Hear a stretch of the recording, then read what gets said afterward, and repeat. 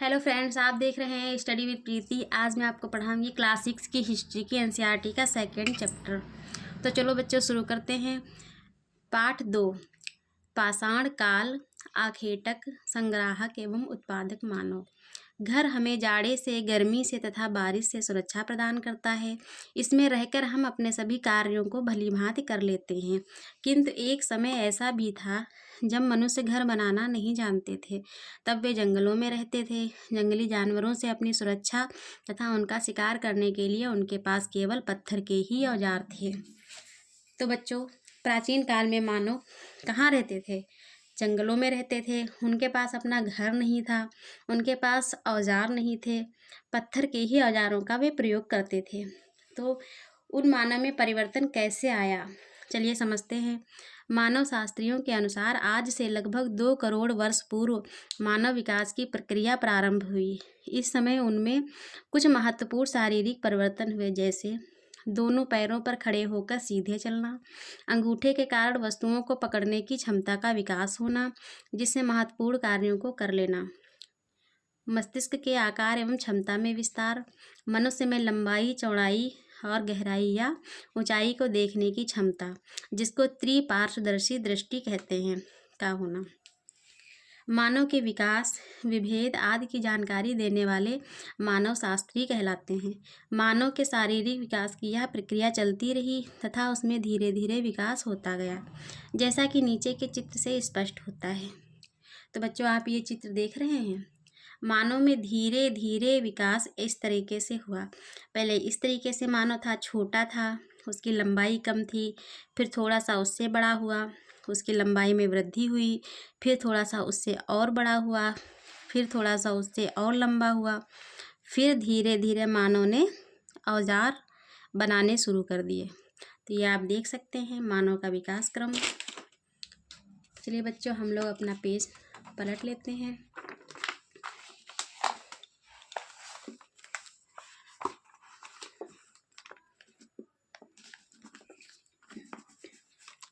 इन महत्वपूर्ण बदलावों के कारण मानव अपने आसपास के वातावरण एवं परिस्थितियों के साथ सामंजस्य करने लगा। अब उसने हाथ एवं मस्तिष्क का अधिक प्रयोग करना सीख लिया था और वह इस अपनी ज़रूरतों के लिए पत्थर के औजारों या उपकरणों का निर्माण करने लगा।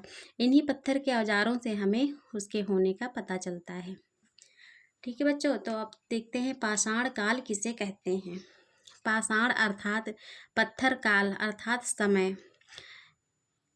मानव ने अपनी रक्षा और अपनी भूख मिटाने के लिए सर्वप्रथम पत्थर के औजारों का ही सबसे अधिक प्रयोग किया, इसलिए इस युग को पाषाण काल कहते हैं। पत्थर से बने औजारों में समय समय पर परिवर्तन हुए हैं, इसीलिए पाषाण युग को 3 भागों में बांटा गया है। पहला है पुरापाषाण काल, सेकेंड नंबर में है मध्य पाषाण काल, थर्ड में है नवपाषाण काल। ठीक है बच्चों, देखिए ये देखिए पाषाणकालीन शैल चित्र। बच्चों, पाषाण काल में इस तरीके से शैल चित्र प्राप्त हुए हैं। तो बच्चों, पाषाण काल को जो 3 भागों में बांटा गया है, पुरापाषाण काल, मध्य पाषाण काल, नवपाषाण काल, तो उसमें से हम पुरापाषाण काल को समझते हैं। पुरापाषाण काल में मानव पहले खुले आकाश के नीचे, नदियों के किनारे या झील के पास रहता था। इससे उसे शिकार करने में आसानी होती थी। वह पत्थर के औजारों से पशुओं का शिकार करता था। शिकार से प्राप्त मांस ही उसका मुख्य भोजन था। कंदमूल तथा फल ही उसके भोजन में सम्मिलित थे। थोड़े समय बाद मानव ने गुफाओं में रहना प्रारंभ कर दिया, क्योंकि उसे तब तक घर बनाना नहीं आता था। शिकार की खोज में वह लगातार घूमता रहता था। इस प्रकार उसका कोई स्थायी आवास नहीं था। इसी समय उसे आग की जानकारी प्राप्त हुई। तो बच्चों, आपको ये समझ में आया कि पुरापाषाण काल में ही आग की खोज हुई थी। साथ ही अब उसने अपने मृतकों को कब्र में दफनाना प्रारंभ कर दिया। पुरापाषाण काल के आखिरी दौर में उसने चित्र बनाना भी सीख लिया। उस समय की गुफाओं में उसके द्वारा बनाए गए चित्र मिलते हैं। इन चित्रों में शिकार के दृश्य बनाए गए हैं। इसी समय मानव ने हड्डी के औजार भी बनाना प्रारंभ किया। यह औजार उसके ज्ञान में विकास को दर्शाते हैं। इस युग में मानव झुंड बनाकर ही शिकार करते थे, जिसे वह आपस में बांटकर खाते थे।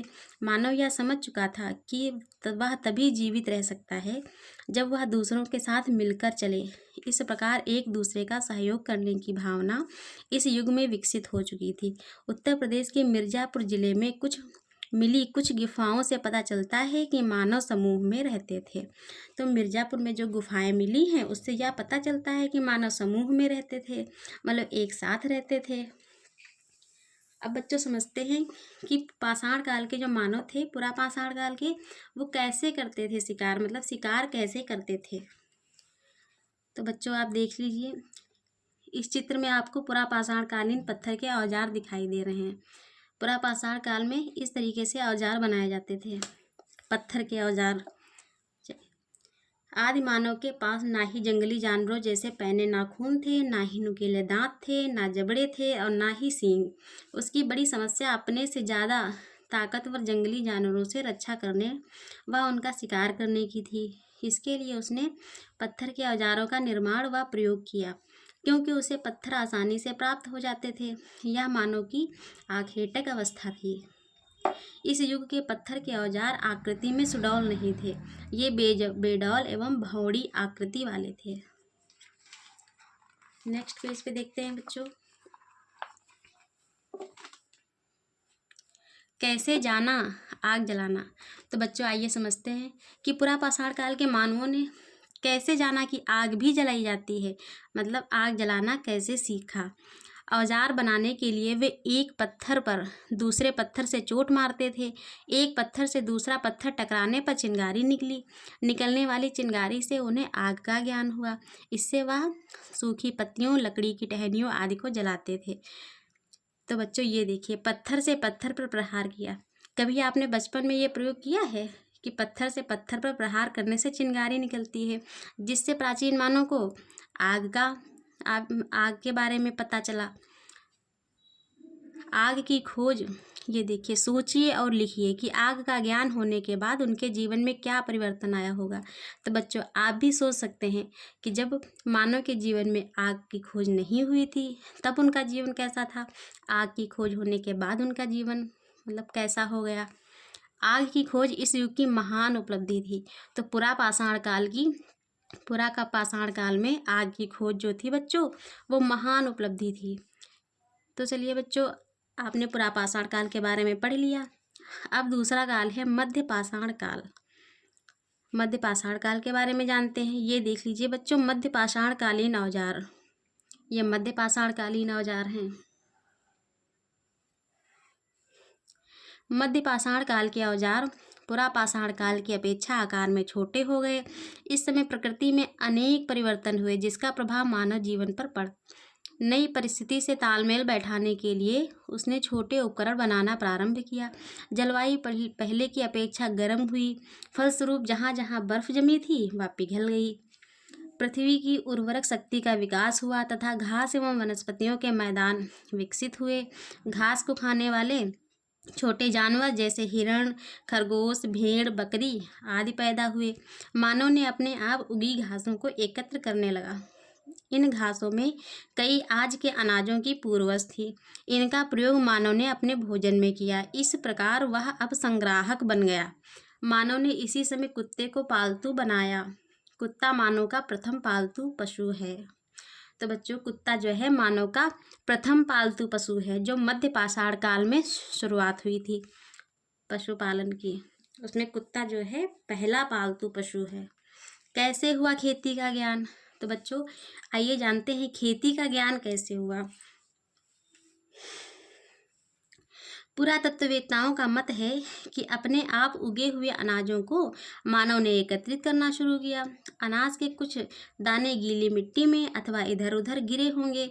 इन स्थानों पर फिर से वही अनाज उगे। जब मानव ने इसे देखा तब उसे ज्ञात हुआ कि इन अनाज के दानों से बार बार अनाज उगाया जा सकता है। अपने इस ज्ञान का उसने परीक्षण भी किया, तब जाकर उसे खेती का ज्ञान प्राप्त हुआ। जैसे बच्चों हम आज भी देखते हैं कि आप कोई बीज लगा देते हैं, किसी भी पौधे का बीज लगा देते हैं तो वो जो है उग जाता है, मतलब दूसरा पौधा निकल आता है। इसी तरह से प्राचीन काल के मानव को भी खेती का ज्ञान हुआ। जैसे गेहूं के कुछ दानों को गीली मिट्टी या गोबर के ढेर में डालते हैं तो कुछ दिनों के बाद आप देखिए उसमें क्या होता है। ठीक है बच्चों, इसी तरह से खेती की जाती है। तो चलिए अब पढ़ते हैं नवपाषाण काल। पहला हमने पढ़ लिया था बच्चों पुरापाषाण काल, मध्यपाषाण काल, फिर तीसरा है नवपाषाण काल। पुरातत्वविदों का यह मानना है कि मानव ने जब से भली भांति खेती करना प्रारंभ कर दिया तभी से नवपाषाण काल प्रारंभ होता है। यह मानव सभ्यता के इतिहास का सबसे बड़ा परिवर्तन था। खेती के कारण मानव अब भोजन संग्राहक से भोजन उत्पादक बन गया। इस समय उसके पत्थर के उपकरण अधिक। जो हम लोग अपना पेज पलट लेते हैं।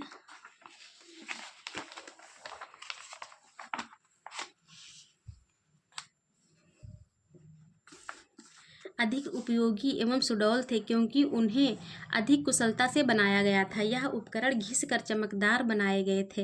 हत्थेदार कुल्हाड़ी एवं हंसिया इस समय के महत्वपूर्ण औजार थे। खेती के साथ पशुपालन भी प्रारंभ हुआ। पशुओं का प्रयोग मांस व दूध प्राप्त करने में किया जाता था। ये देखिए बच्चों नवपाषाण कालीन औजार। ये नवपाषाण कालीन औजार हैं, पत्थर के औजार। नवपाषाण कालीन कृषि उपकरण बच्चों, ये नवपाषाण कालीन पत्थर के औजार हैं और ये नवपाषाण कालीन कृषि उपकरण है। इनसे खेती की जाती थी। मानव अब अपने खेतों के आसपास मिट्टी के घरों एवं घास फूस के छप्पर वाले घरों में रहने लगा। धीरे धीरे ये बस्तियां गांव बन गए। जब सब एक साथ रहने लगे धीरे धीरे तो बस्तियां थी वो गांव बन गए। कुल्हाड़ी एवं हंसिया से क्या क्या किया जा सकता है, सोचिए और लिखिए। बच्चों आपके घर में भी, आपके गांव में कभी आपने देखा होगा कुल्हाड़ी या हंसिया के बारे में, तो सोचो उनसे क्या काम लिया जाता है। कुल्हाड़ी या हंसिया से क्या काम लिया जाता है। नवपाषाण कालीन मिट्टी के बर्तन बच्चों, ये अब हम पढ़ेंगे नवपाषाण कालीन मिट्टी के बर्तन। इस तरीके से मिट्टी के बर्तन भी बनाए जाते थे। अब ये मिट्टी के बर्तन बनाना भी जान गए थे। पत्थर बर्तनों पर नक्काशी एवं चित्रकारी में रंगों का प्रयोग होने लगा। इसी समय मानव ने पहिए का आविष्कार किया। इसका प्रयोग चाक के रूप में मिट्टी से बर्तन बनाने तथा सामान ढोने के लिए गाड़ी के पहिए के रूप में किया जाने लगा। तो बच्चों आपको पता चल गया कि पहिए का आविष्कार कब हुआ था, नवपाषाण काल में। खेती के कारण लोग एक ही जगह रहने लगे। फलस्वरूप नए नए कौशल विकसित हुए, जैसे मूंज की टोकरी व चटाइयाँ बनाना, कताई करना, जानवरों के बालों से कपड़ा बनाना आदि। अब उनमें सामुदायिक जीवन का विकास हुआ। शवों को दफनाने के ढंग से इसके धार्मिक विश्वास के विषय में जानकारी मिलती है। शवों के साथ खाने पीने की चीज़ें, बर्तन, हथियार आदि भी दफनाए जाते थे।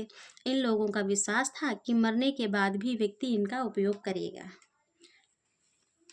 चलिए बच्चों, तो अब हम जानते हैं धातु काल के बारे में। धातु काल, नवपाषाण युग का अंत होते होते पत्थर के साथ साथ धातुओं का इस्तेमाल शुरू हो गया। धातुओं में सबसे पहले तांबे का प्रयोग हुआ, जिसके कारण इस युग को ताम्रपाषाण युग कहा गया। मानव ने तांबे की खानों का पता लगाकर उसमें तांबा खोद कर निकालना शुरू किया। उच्च